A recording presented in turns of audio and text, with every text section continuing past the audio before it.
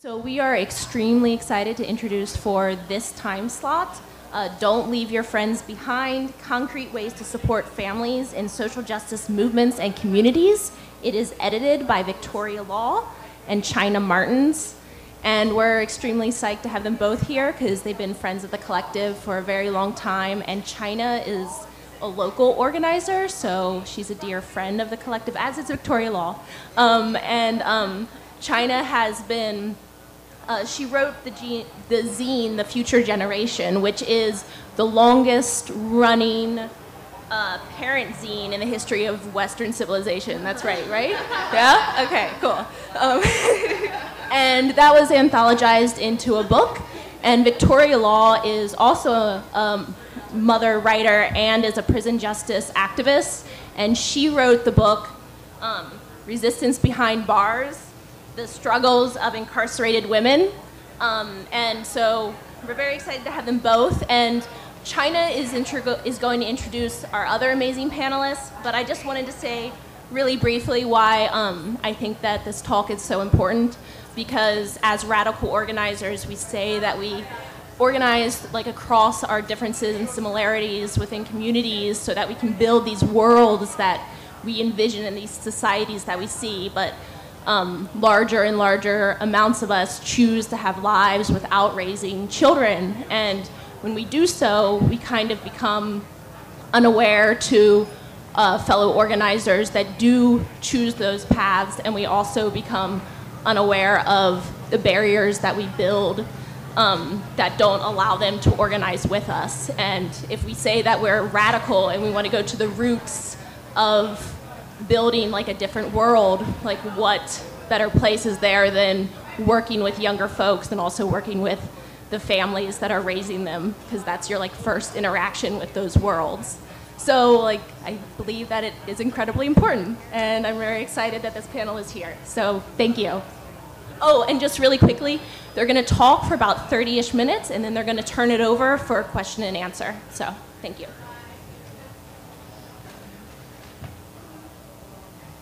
Thank you, Corey. That was really beautiful.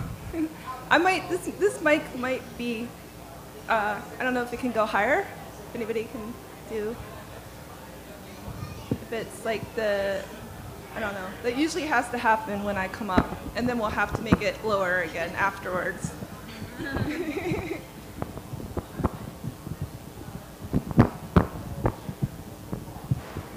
just one moment. Okay, this is actually our book launch. It's gonna be. Thank you. This is our book launch. This is our first reading of this beautiful book. And my co-editor rode the bus down from New York City.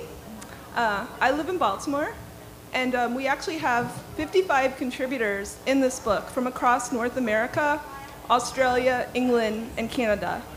And for that, and the Fiji Islands. And for that reason, I'm especially excited to have Baltimore contributors, because this is our city. These are where we can have these conversations.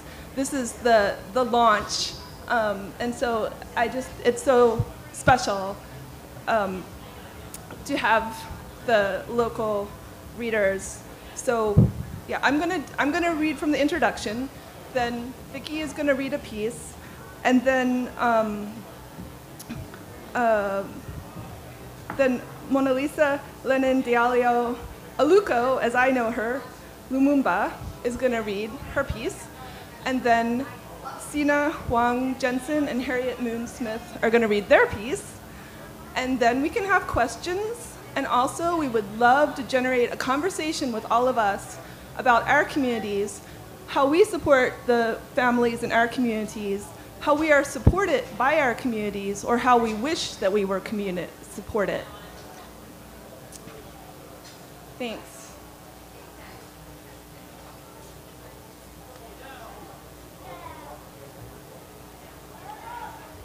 Don't Leave Your Friends Behind is a compilation of essays, narratives, and concrete suggestions on ways that social justice communities and movements can support the parents, children, and caregivers in their midst.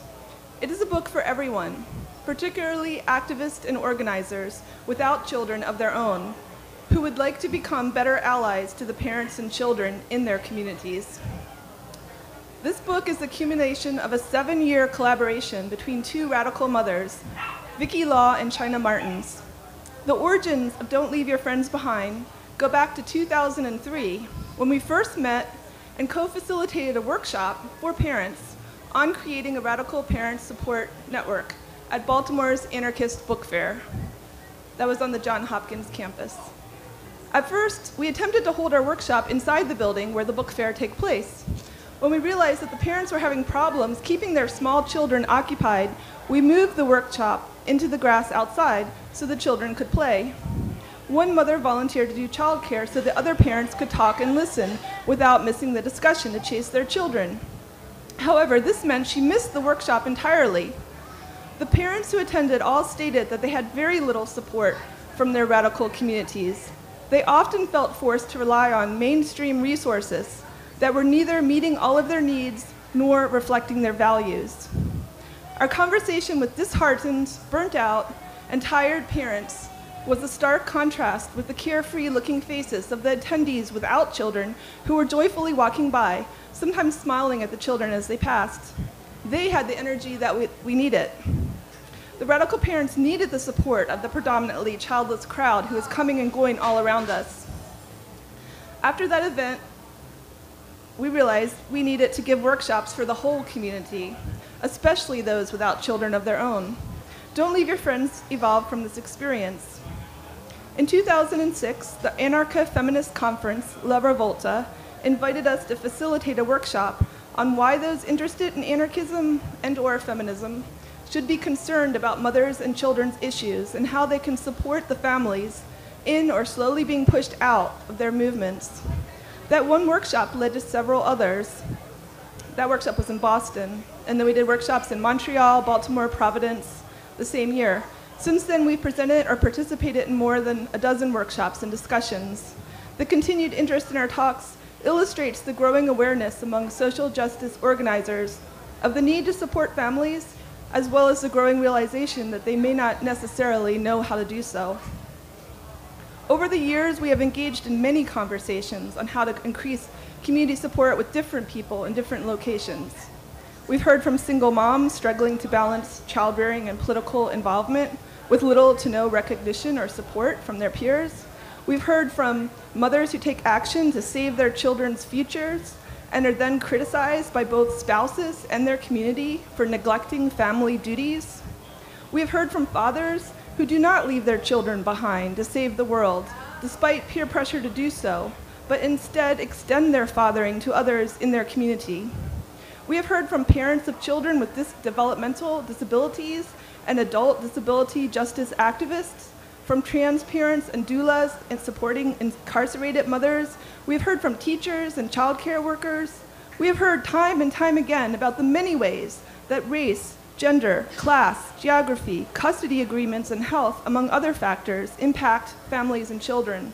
Not all groups of parents struggle equally. We've also had conversations with each other as radical mothers of two different generations. Vicki's daughter was 2, and China's was 15 when we first met. And now her daughter is a teenager, and my daughter is 24, so that's a very long collaboration we've had. We have different life experiences. Vikki is a mother of color raising her child in predominantly white anarchist circles in New York City.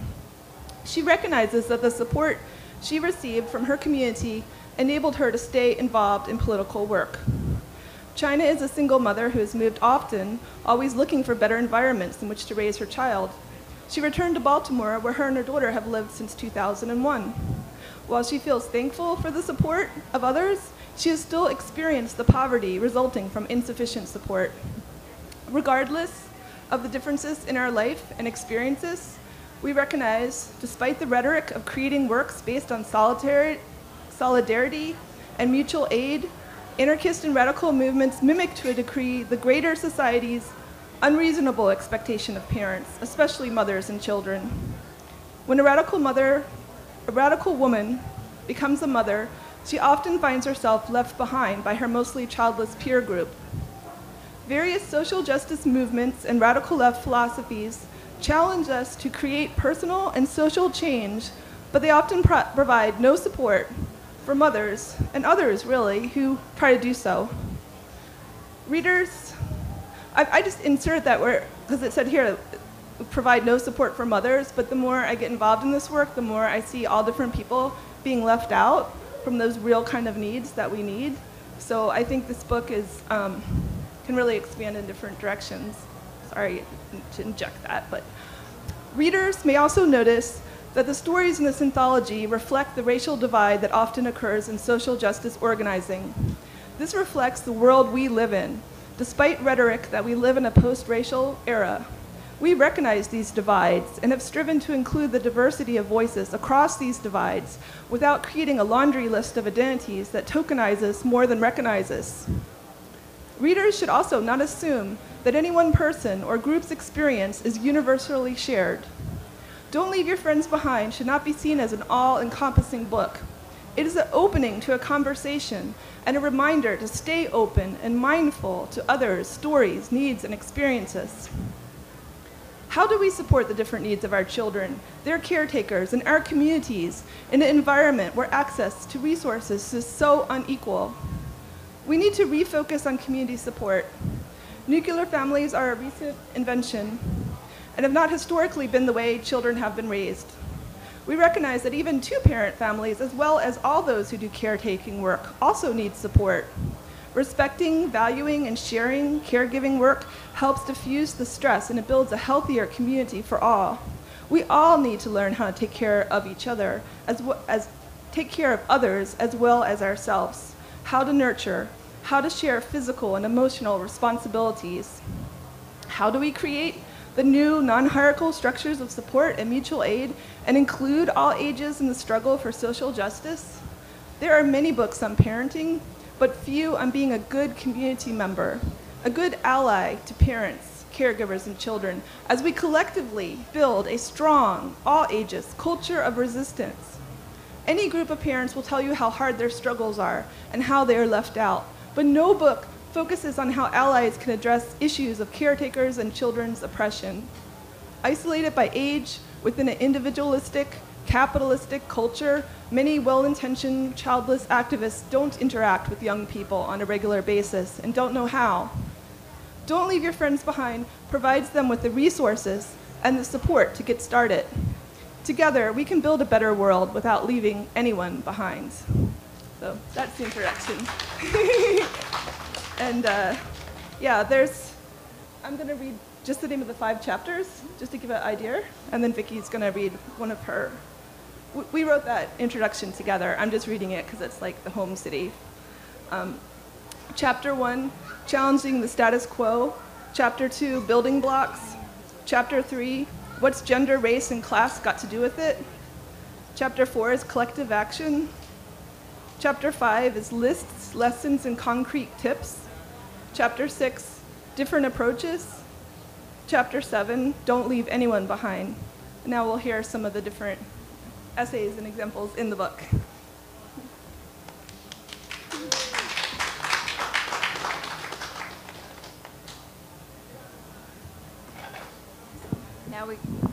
Now we get to try to play with the microphone.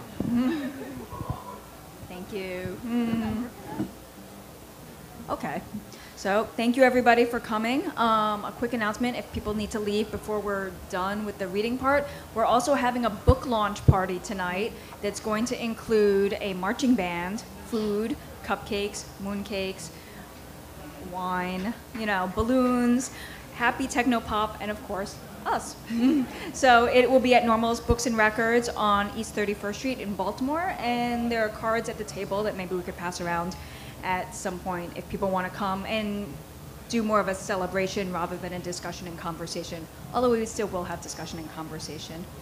So this is a piece that I wrote about lessons that I learned from the Zapatistas on how to include children in the revolution that you're trying to create to transform the world. I had originally been inspired to go to the... Yes. Oh, I am on page... I think I'm in chapter 2 or 3. I don't remember, but it's page 119. Continuing the struggle. Lessons learned from mothers and children in Zapatista communities. I had originally been inspired to go to the first Zapatista Women's Encuentro in 2007 by the call to volunteer at the Nonconformist Cultural Center. Recognizing that a convening of women required a safe and fun place for them to leave their children while they attended meetings, plenaries, and workshops, volunteers from a solidarity group put a call out for people around the world to help put together not just childcare, but a nonconformist cultural center where activities would reflect the plenaries and sessions that their mothers were participating in. As a mother who pushes for the social justice movement to support the parents and children in the struggle, I was excited. For the past year and a half, I had attended predominantly white anarchist and feminist events to present Don't Leave Your Friends Behind. My daughter Sulong, at ages 5 and 6, had accompanied me and had a chance to experience each event's childcare, or lack thereof. At some, such as the Children's Social Forum at the 2007 United States Social Forum, she had participated in activities that reflected the social justice themes of the day, discussing concepts such as gentrification, war, and gender in ways that she and other children her age could grasp. Reading about the plan for a nonconformist cultural center, I was intrigued. What would radical childcare in a Zapatista community look like? Then I got a call from Terry, a mother I had roomed with at the 2007 Social Forum. She and her now 3-year-old daughter Pi were members of a delegation of women of color and white allies who were going to the Encuentro. Was I interested in joining? My answer was an unequivocal yes. I didn't find the Non-Cultural Conformist Center until the second day of the 3-day Encuentro. It was far from the center of the community where the plenary sessions and other activities were being held. A woman and several boys were painting a mural on the cinder block facade of the school. Other boys raced around, hitting each other with empty plastic bottles, apparently a favorite game among children in the campo. There were 8 childcare providers and 8 little boys. The man I spoke to looked at Pi and said, "There aren't any girls here." "Why not?" we asked. He shrugged. "Maybe they are busy working." Only much later did I begin to realize that the concept of organized childcare, of separating children from the adult activities, is a Western capitalist concept. In other cultures, children are integrated into daily life, not shunted into a corner or separate room far from grown-up eyes and ears. The Zapatista didn't need the kind of childcare usually expected by those of us north of the border. They incorporated their children into the struggle, teaching not only with stories and words, but also by example. After all, the children, and their children's children, are who the struggle is ultimately for. To emphasize this point, many of the t-shirts and bags sold during the Encuentro depicted small children growing out of corn stalks. Throughout the plenary sessions, children ran in and out of the auditorium to see and sit with their mothers or to be hugged before dashing off to resume playing outside. Babies sometimes cried, but no one took much notice, and, unlike meetings and events in the North, no one even dared suggest that the mother leave. Masked girls sat beside their mothers, listening to the stories of what their lives might have looked like had they not been born into the movement. Before, only the men and boys could have fun, Comandanta Rosalinda said on the first day. Girls had to take care of the babies and never had time to go to school or even to play. Having heard stories from their parents and grandparents, children, particularly the girls, understood the significance of what they now have. Marina stood before thousands of women from around the world and, in the clear words of a girl just about to turn 9, stated what the revolution means to her. She said, "I want to tell you about my life. I study in an autonomous Zapatista school because I have rights. My parents respect my right to dance, to sing, to have fun. In my autonomous school, sometimes we don't have school supplies, and we don't ask the government because we are part of the resistance. My father works in his fields and sells his harvest so that we have money to buy my school supplies. We are Zapatistas and we don't take crumbs from the government. I am very proud to be a Zapatista. We won't be discouraged because we are used to resisting." That evening, a woman from our delegation wondered aloud about the girl's speech. Could a 9-year-old really have come up with these words and sentiments on her own? Raising a child of my own in the struggle and having seen how her older peers talk and think, I defended the girl's sincerity. When children are taught and included from an early age, they absorb these teachings. They ask questions about experiences and realities. If their questions are not dismissed or silenced, their understanding and their consciousness grows. Mothers, both in and out of the Zapatista movement, are the primary teachers of their children. For many women, the Zapatistas were the first to encourage them to think, to question, and to learn. Before the Zapatistas, we, the mothers, didn't have this education. We didn't know that we could fight a just fight for the well-being of our children. We dedicated ourselves to working in our homes and in the homes of the landowners. Our children were raised like animals. We didn't educate our children before because we didn't know these things. The landowners didn't teach us so that they could keep us as workers, said Maribel, a Zapatista mother. Integrating mothers has been crucial to continuing the struggle. This sentiment was repeated again and again as women from the different caracoles spoke about their experiences. As mothers, we set examples for our children, stated Elizabeth, a mother from La Realidad. We teach them that unless you fight, you are fucked. As mothers, we show by example, by taking on responsibilities and participation in the EZLN, in the region, in the CCRI. We teach our children not to contaminate the earth with chemicals so that it will continue to provide for us and for future generations. When our children are small, we talk to them about what they'd like to do when they are big, stated another mother. We talk about options in the military, in the community, and in doing political work. We tell them that they have the same rights as the ladrones, or light-skinned landowners. We talk about the resistance and why we resist. We teach them why we don't receive help from the bad government. Some women spoke about the difficulties of actively participating in the struggle. Some husbands do not understand the importance of women's participation, fearing that if their wives are active in the community, the work at home is left undone. Other husbands agree to their wives' public participation, provided that they continue to do all of the housework and childcare. Zapatista mothers are actively raising the next generation to combat these entrenched oppressions and gender expectations. We teach the boys housework so when they are bigger, they can help. This creates a sense of equality between boys and girls. We teach all our children to defend ourselves and our community when the army comes in to try to evict us. Another mother explained that without the participation of the mothers, the struggle falters. Sometimes mothers will say they can't participate because they don't understand the importance of their participation. Some women do not want to send their children to the autonomous school because there's so much responsibility at home, and they don't understand the concept of collectivism. For the mothers who do participate in the struggle, their children, both boys and girls, learn from their examples. They teach their children by modeling what women's participation looks like and show them how this is important. The lesson for us visitors should not be that our communities are relieved of the responsibility of providing child care or otherwise supporting the specific needs of mothers and children.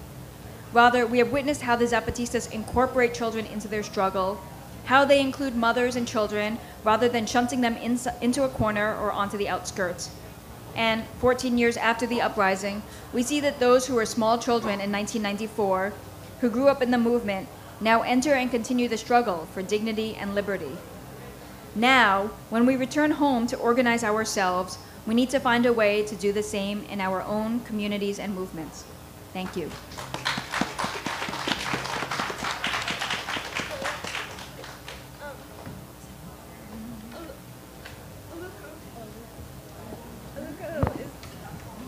Now we're going to hear from the Baltimore contributors of how we do things here in Baltimore. Sorry.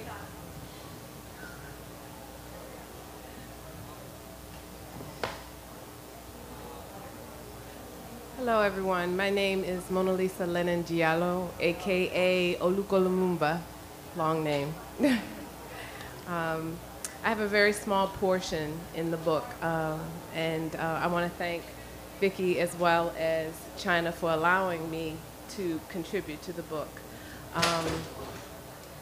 I have a small part in the book, so I'm going to tell you a little bit about why maybe China asked me to contribute to the book, as well as why I felt it was necessary for me to contribute to the book. I'm a mother of 3. I raised my children in the Park Heights area. I am an educator for Baltimore County Public School System. And being an educator for Baltimore County, as well as I've done some work in Baltimore City, I see, how should I put it? I see a lack of our children connecting to who they are in terms of their history. And I feel that it is vital for our children, African American children, African children, to have that connection in order to fight white supremacy. And that is the title of this particular part, Concrete Ways to Support Parents and Children Fighting White Supremacy from a Pan-African Perspective. And I'm going to read a little bit. The African community needs to connect with its past for strength, knowledge, and spiritual wisdom. If that connection is missing, we will not be able to fight. Building a strong foundation is the key to combating white supremacist agenda. Point 1, refuse to give your money to powers that perpetuate a racist agenda. Expose our children to as much African culture as possible, past and present. Make a vision board with our children. Volunteer with child or children in a community project. It can be picking up trash on the street or identifying the elders in the community and taking their trash out for them. Very simple ideas, but they go a long way. Always give children a chance to be around wise elders. And I wanted to put that in quote, wise elders, because children often in our community see people that are older than they are, but the wisdom automatically is not there. We have to seek out wise elders for our children. An elder dying is like a library burning to the ground. I have my daughter here, and I want to express that I raised my children in a way that they were always with me. When I had to do community projects, community work, if I marched in the streets, I had them with, sometimes they didn't want to go, but I had them with me all the time. We went on nature walks. Mom, do we have to go to the museum again? Mom, do we have to see about Egypt again? Mom, do we have to do this? Yes, we have to. And we'll find it, and you'll find it necessary in your future. So my daughter is a political activist now. She is a community garden worker, organizer, and she's raising my granddaughter in the same fashion. So I think, and my sons, actually, they moved to North Carolina. My sons were victimized in the Park Heights area by the police there. They were, my son has a story where he was just standing on the corner. He went to Poly. He was standing on the corner getting ready to go to school, and he woke up late. He also is a basketball player, and he stands about 6'3", and he came home, and I said, "What's wrong, son?" And he said, "Ma, this morning I was standing on the street corner, and a police officer rode past, and he yelled, 'Nigga, get off my street corner.'" And he was like, "Ma, I was just going to school. I don't understand." So I told him a story about when I was, and keep me checked on time, please. I told him a story about when I was in school. I went to a private, I'm not going to name it, I went to a private school in Glendon, a Catholic school, where it ranged from kindergarten to 8th grade. My brother and I were the only people of color in the school, and this is back in the 70s. My parents moved from Baltimore City when they were able to move out of the city, and they felt that moving out of the city was the mark of making it. So they moved out of the city and they put us into private school, which was devastating to me. So in 2nd grade, I entered this private school, and every single day from 2nd grade to 8th grade, I would hide in the lunchroom, because if I had to walk past the boys in the lunch, the place that we would eat, every single day they would throw paper at me. They would call me nigga every single day. And I never told my parents, but I would hide with the lunch ladies in the cafeteria. And I did that from 2nd grade to 8th grade. And I grew up in this atmosphere of moving out to the county. My parents had so-called made it. They had, you know, the house, the 2 cars, all of that. But inside, there was something dying inside of me. I wanted to make a connection with who I was, my color. I needed that. I moved around the world with my children's father, who was my husband at that time, and it opened up a new world to me. I saw people of African descent from the continent. I met people from all over that did not have the same perspective as the people that I went to school with. And to fast forward, I raised my children to support. I raised my children so that they would be supported in who they were, so that they could look in the mirror and say, I understand this, I know this, I want to find out more. And I think that this book and some of the writings that I put in this book, I think would really help people, especially African American children and African American parents that really want to fight against white supremacy. So thank you very much.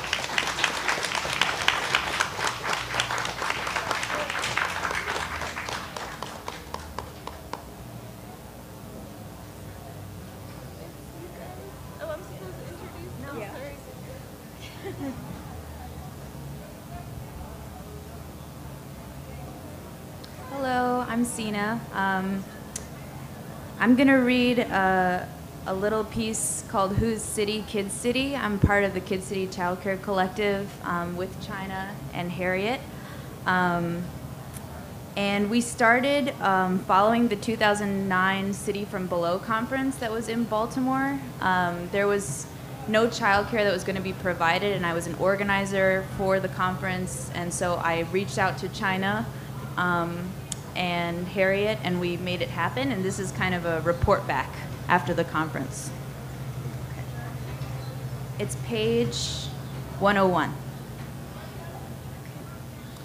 Early Saturday morning, St. John's Church, also known as 2640, was beginning to hum with the sounds of the 2009 City from Below conference.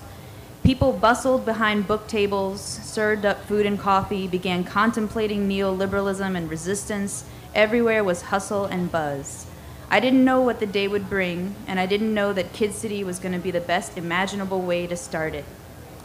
That morning, two kids were occupying Kid City, Sue Long and Pop. Sue Long's mom, Vikki, was participating in a panel about prisons and policing.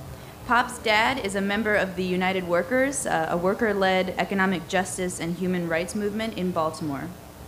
I spent the first few hours of Kid City among the Zapatista bordados, sharing coloring books, snacks, and art supplies, and playing a pink guitar with a missing string with Sue Long. Later, I drew a picture of a flying cat creature whom Pop named Butt Butt Booty Butt. And so clearly the first song we had to play for our radical sing-along was Kimya Dawson's Alphabet. And we had so much fun singing about farts that we played the song for a very long time, over and over and over again. Later in the afternoon, I happened upon the Exploding Seed Time Machine story led by Tom Curtis, also of the United Workers. The room was packed. Donning their one-of-a-kind time machine hats, the kids were making their trip with Harriet Tubman, escaping the plantation on the Underground Railroad. Later, I hung out with Kid City outside for the Genderful World workshop with Owen, Abby, and Jacob. In a genderful world, boys can be ballerinos, we can paint pictures of our dream selves, and we can wear whatever gendered clothing we please. The importance of Kid City to building an inclusive radical conference was paramount. To me, exploring the city from below meant exploring the ways in which marginalized city dwellers can be not only a part, but in charge of shaping their environment, their lives, and their destinies. Sure, having childcare at a conference is also about convenience, compassion, and kindness, but politically, it's about allowing the space for caregivers, especially women, to be a part of the conference and to actually involve, not just preoccupy children in the struggle for radical evolution. It is power that allows us to choose which voices to hear and which voices to silence. Children are not just the future, they're the present as well. Their voices need to be heard no matter how loud, weird sounding, or disruptive they seem to be. It was unbelievably rewarding to work towards creating a space for those voices to boom. Thanks.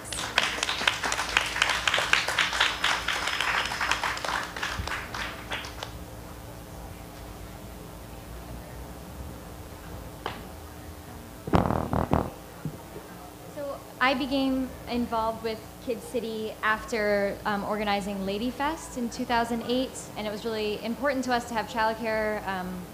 A feminist conference should certainly recognize the role of caregiving, especially as it is associated with femininity and as a feminine act.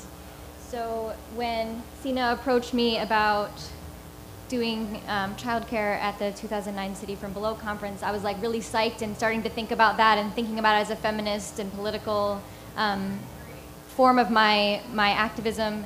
And I think that for a lot of people in the North, and specifically maybe white people in the North, as Vikki was saying, I'm really used to a gender segregated society. I was the youngest child, so I never had to take care of siblings that were younger than me. I was one of the youngest cousins, never had to take care of them younger than me. I was the one being taken care of. And so I was really, I think these instances really opened my eyes in a way that other people didn't need their eyes opened. But I still think there's probably a lot of people who do need that assistance in opening their eyes. So I'm just going to read the last two paragraphs from my section talking about this experience at organizing childcare. Oh, I'm sorry, page 103. I want to continue to think about access to spaces for parents and children. We should be thinking, how do our communities benefit, or how are they different if these voices, which are so often missing in our conversations and at our events, are heard? It's not a favor that we are providing as people without kids to those who do. It is our privilege, and it benefits us too. Since the coordination of childcare tends to fall on the women of our society, women's voices, mothers' voices, but also fathers and others are missing from so many of the events I attend. More and more, I am noticing this absence, as well as my own ease in moving through my day, not having to worry if spaces are unfriendly to children or how people might react to kids in my care. I think that as we seek a more just society using the principles of anarchism, feminism, racial justice, and others, we cannot leave out the voices of parents, aunties, uncles, grandparents, children, and others. It will be different, and it will require a lot of learning on my part, and maybe your part too, but it will be worth it.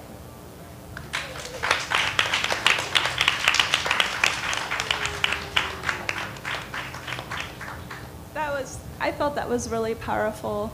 I wish I introduced the Baltimore readers by their whole names. I had a different vision of that, but I mean, sorry about that. But we actually took more time also than I envisioned because it's 1:45. So for 15 minutes, I think it's probably good that we just have questions. I'm not sure if we can do a 15-minute like in-depth community discussion together. But that we could do questions and we can talk back and forth, and there's the book over there that's available and we can sign it. But first, like, I would love to hear some questions from all of you. For any of us or for all of us. Are any questions? Like, is there questions in your mind that you feel shy, or should I ask you questions? Okay.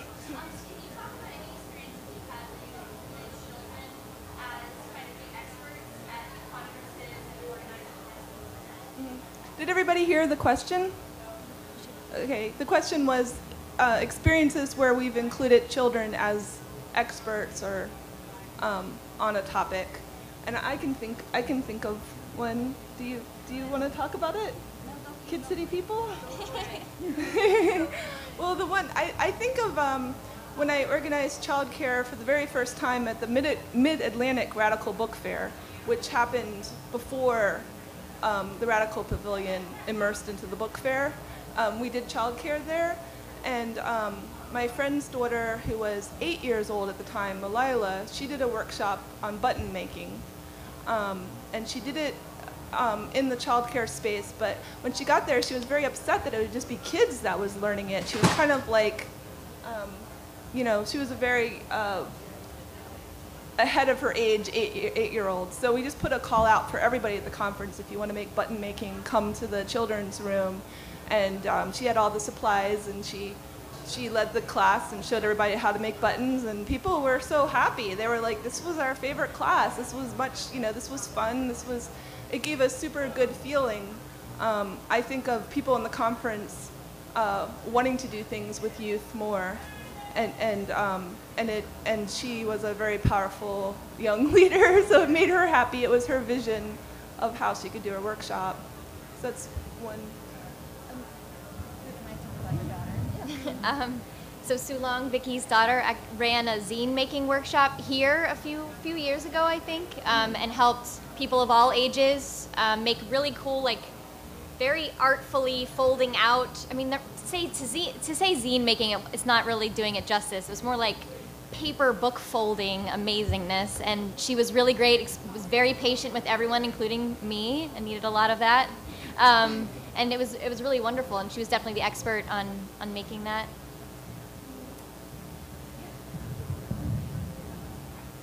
Actually, I have a different perspective. Again, I work with Baltimore County Public School System, and I am the coordinator for the volunteer program here. And every year we have an international day. So the students that decide to work with me, I have them decide what they want to do in order to talk about the international issues in the world. So they are able to do that. They're all middle schoolers, and so that's one way. And this summer I was able to work with Parks and Rec. I worked with students from K to 5th grade. I was able to design an African Studies program, and I called upon some of my old students. I called upon even some of the kindergartners. I asked them, like, what do you want to see? What do you want to do? How do you want the room to look?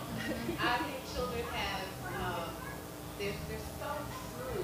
They can tell you exactly what they need if you allow them the space. If you just listen to what they have to say. Even my 3-year-old granddaughter, she's my best friend. And I listen to what she has to say. Children are, in my view, they don't come far from where we're going. You know what I'm saying? They came from a very poor place. It was very important, I feel, for us to listen with our hearts what they're trying to say to us.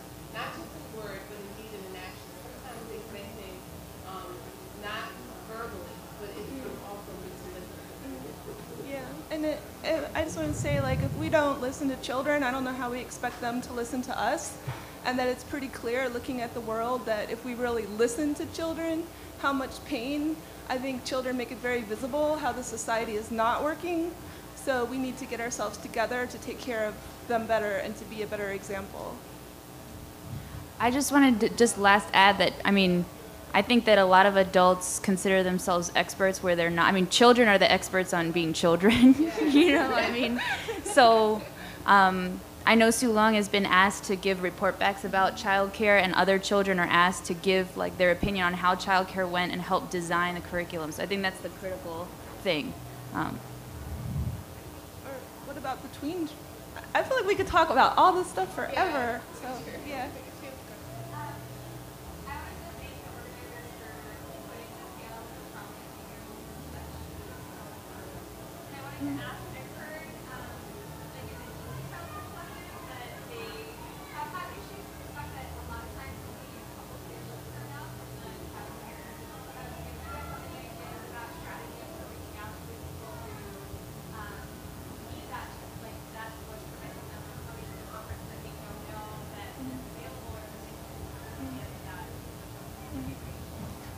Did everybody hear the question?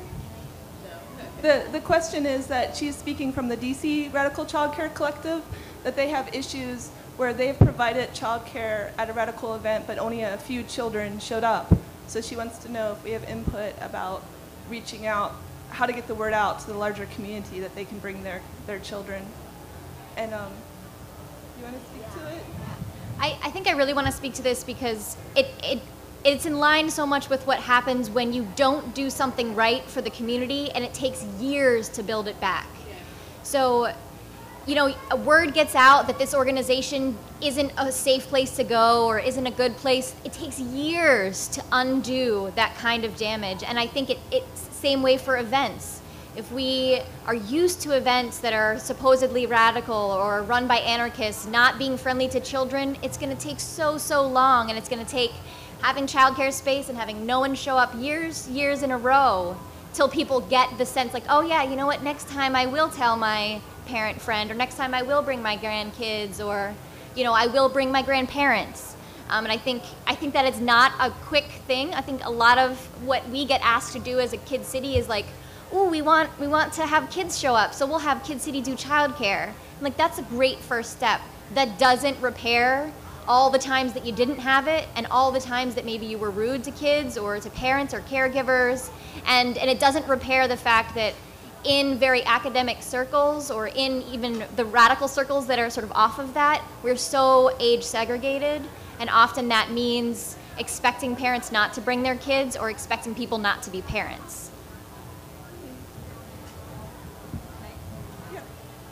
And just to add, as a, like the mom of the youngest person on the panel, there have been so many times when like having childcare, even if my kid was one of like 1 or 2, really made a difference as to whether or not I could stay at an event or a conference or a talk or something, or whether or not my kid got bored, and like, especially when she was younger. I mean, she's almost 12 now, so she can kind of amuse herself, but when she was like 3 or 4 and like restless and running around, how many times I've either been like specifically told, your kid is distracting and disruptive, like by somebody like up on the stage or on the panel, where I felt humiliated and had to leave, where I felt unwelcome by other people who are giving me the skank eye because my kid is being a kid. So like that, like even if like those 1 or 2 kids show up, that is the difference between people staying involved, not just in that event, but feeling like they can continue to stay involved in the political work and the political organizing, and feeling like, you know what, now I'm just a playground mom. Like I can't do this because there's not that welcoming space. There's not that support needed for me to stay involved, because nobody wants to go and continually be made to feel unwelcome. So that's also part of the like repairing that is, making sure that, yes, it might just in terms of numbers be 2 children, not 20, but it could mean all the difference in the world for those 1 or 2 caregivers. Well, Joel was trying to ask a question before, so I'll hold this. Who's the second person? Okay, so you be next. Okay. Well, We can repeat it if you need. we can repeat it. It's my daughter. You're on the spot.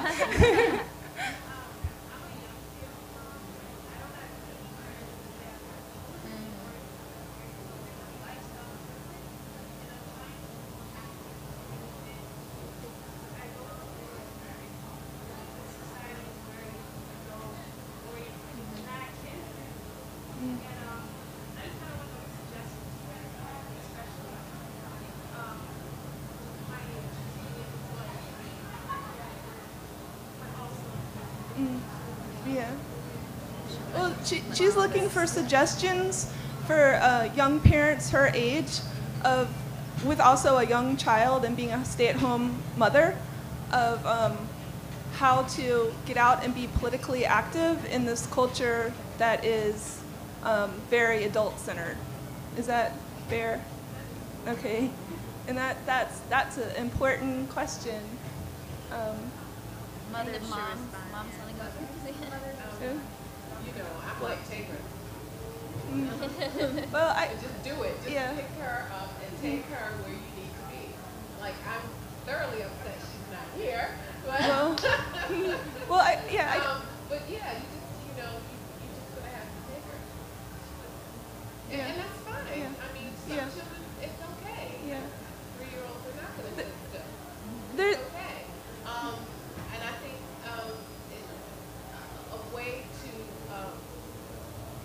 a way to see that change is to just say to the society, my child is here. That's it. Mm-hmm.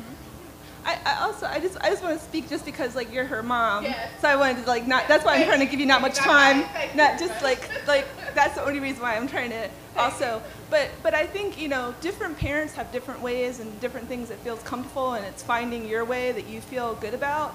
And I gotta say, like, listening to your mom talk, I think about me and Vikki, I think that's something that we have in common, that both of us, we would just bring our children there. We felt so much like this is our space.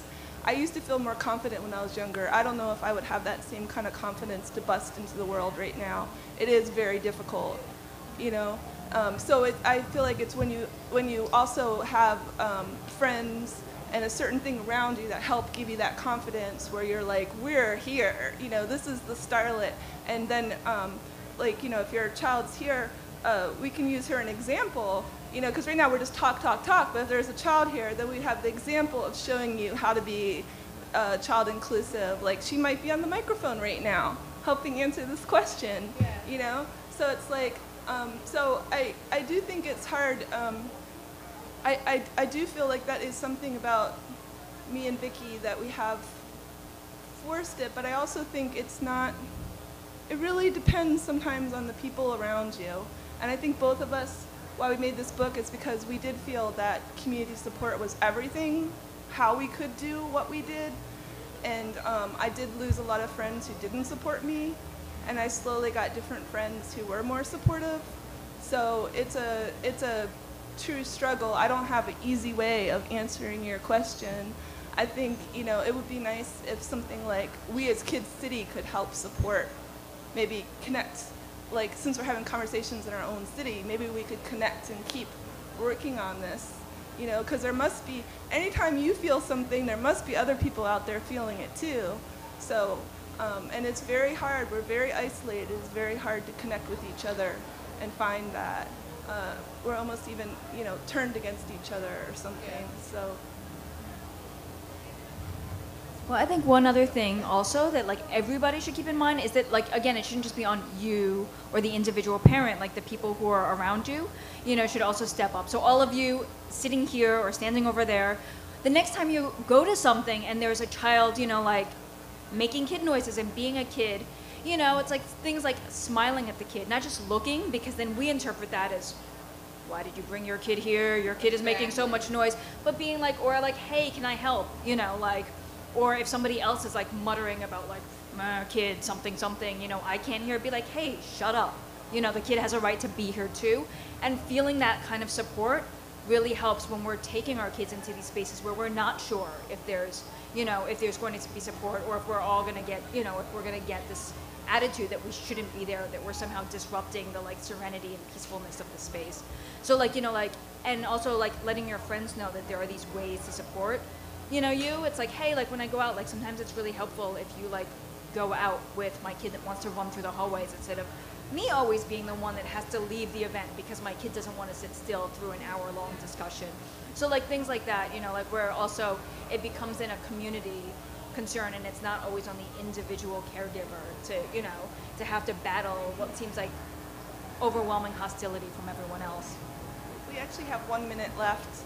Yeah, but that's a good, well, I'm not sure if we can do it because we got 1 minute. We actually can't do it, but we can take this discussion over. I think we can do it because the next panelists are still reading each other. So Well, the person, I actually, I don't think, I'm sorry, we actually can't, because they're telling us to wrap it up. So I think like we could move over and talk over there. And also, as we move over and talk over there, we can sign books and you can buy books and stuff like that. But I just want to end with just take this message maybe for us all to be very actively welcoming of children around us, you know, and not just thinking that there's only one age type way to be.